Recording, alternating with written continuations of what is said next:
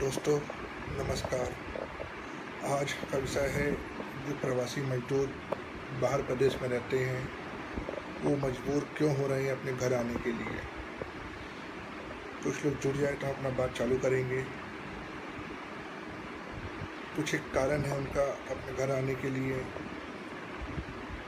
उसका सबसे बड़ा कारण है कि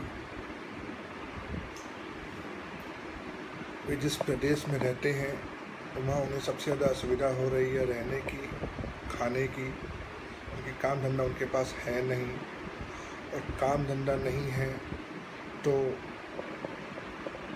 जहाँ रह रहे हैं उसका किराया उनको देना है। उनको समस्याएं आ रही होंगी, कुछ जहाँ रहते होंगे वहाँ के लोग किराया मांग रहे होंगे, किराया नहीं मांग रहे होंगे तो जो जिनके यहाँ काम करते हैं वो उनका ख्याल ढंग से नहीं रख रहे हैं। आज काम धंधा बंद है। लोग अगर अपने जहाँ फंसे हुए हैं, जहाँ घर पे अगर वहाँ उनको असुविधा नहीं होती तो वो अपने घर पे आने पे मजबूर क्यों होते हैं। क्योंकि जो लोग बाहर रहते हैं उनकी सबसे बड़ी समस्या होती है कि वह हो सकता है कोई लोग बासा में जाके खाना खाते हों, अब वो बासा बंद है। जो बचे हुए पैसे हैं वो ख़त्म हो गए हों उनके। तो जो राज्य सरकार आज उनको रोक रही है या यह स्पेशल ट्रेनें जो चल रही है उनको घर पहुंचाने के लिए, वो अगर पहले ही उनके लिए अच्छी सी व्यवस्था करती, उनको रहने में खाने में कोई दिक्कत नहीं होती, तो वो इस तरीके से मजबूर नहीं होते अपने घर जाने के लिए जिस तरीके से आज आप उन्हें रोक रहे हो। क्योंकि आज हर कोई जानता है कि जो आराम घर पे जाके है, जो घर पे जाके सुकून से रह सकता है, वह आराम उसको किसी और प्रदेश में या किसी और राज्य में नहीं हो सकता। समस्याएं आ रही हैं, उस समस्याओं का हल हर राज्य के मुख्यमंत्री को करना चाहिए था, जो अब देरी हो गई। और अब जब केंद्र सरकार कोशिश कर रही है कि जो मजदूर है वो अपने घर पहुंच जाए, तो कुछ राज्य इसमें भी आनाकानी कर रही है। अगर काम धंधा फिर से चालू हो जाता है, लॉकडाउन खुल जाता है, तो कोई वापस नहीं आना चाहता। लेकिन चिंता का विषय यही है कि अगर लॉकडाउन इसी तरह से रहता है और आगे बढ़ता है तो उनका और उनके परिवार वालों का देखभाल कौन करेगा। उनको सैलरी नहीं मिल रही होगी, अगर सैलरी मिलेगी वो अपने घर पे पैसे भेज पाएंगे, तो उनको क्या समस्या है। वो तब काम करने के लिए वहाँ गए हैं, काम मिलेगा, रोज़गार मिलेगा, रहने की व्यवस्था अच्छी होगी, खाने पीने की व्यवस्था अच्छी होगी, तो कोई भी उस व्यवस्था को छोड़ के वापस नहीं आना चाहेगा।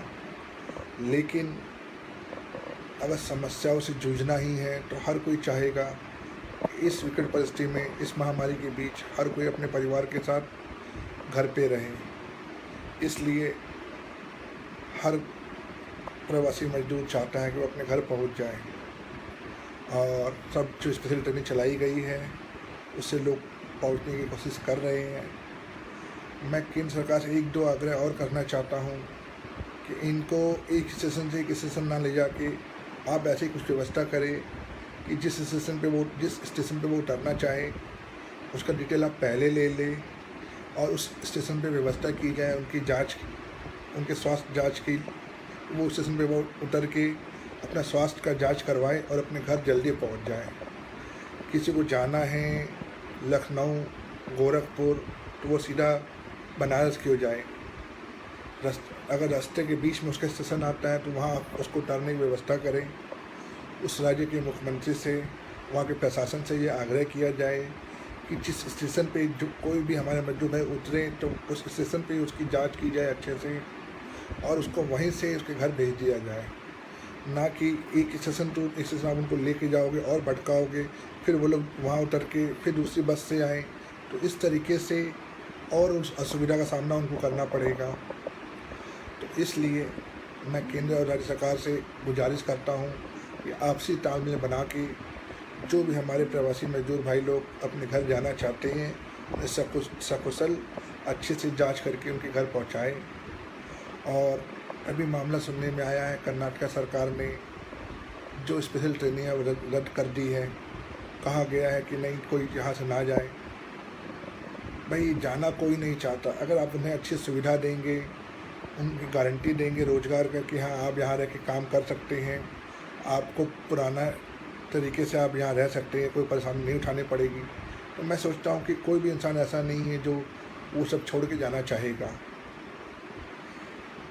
तो दोस्तों, यही सब बातें आप लोग से करनी थी और बताना था कि भाई अगर हमारे पास अभी भी केंद्र सरकार को तक ये जानकारी नहीं है कि ये लॉकडाउन कब खुलेगा और कब वापस से पटरी पे आ पाएगा, तो जो इंसान, जो हमारे भाई दूसरे प्रदेश में रहता है, अगर वो घर जाना चाहे तो उसे घर जाने दिया जाए, उसे रोका नहीं जाए, क्योंकि हर इंसान अपने घर परिवार के साथ ही सुखी रह सकता है, चैन से रह सकता है। जो बाहर रहते हैं वो खाना कहाँ खाएंगे, ये भी उनकी चिंता की बात है। जिसके यहाँ रहते हैं उसका रेंट कैसे देंगे। आज भी सुनने को मिल रहा है कि हर कोई चिंता है, रेंट हर कोई माफ़ नहीं कर रहा, कुछ माफ़ कर रहे, अच्छी बात है। तो ये सब परेशानी का सामना हमारे मजदूर भाइयों को करना पड़ रहा है, जिसके कारण वह मजबूर हो रहे हैं अपने घर आके अपने परिवार के साथ रहने के लिए। अगर यह लॉकडाउन और आगे बढ़ता है या कोई परेशानी है तो मैं फिर से आग्रह करता हूं कि उनको उनके घर आने दिया जाए, जिससे वह सकुशल रह सकें। और जाते जाते केंद्र और राज्य सरकार से ये गुजारिश करता हूं, एक तालमेल बना के अच्छे से काम करें ताकि आप हर किसी की मदद कर सकें, मिलजुल कर सकें। जय हिंद, वंदे मातरम।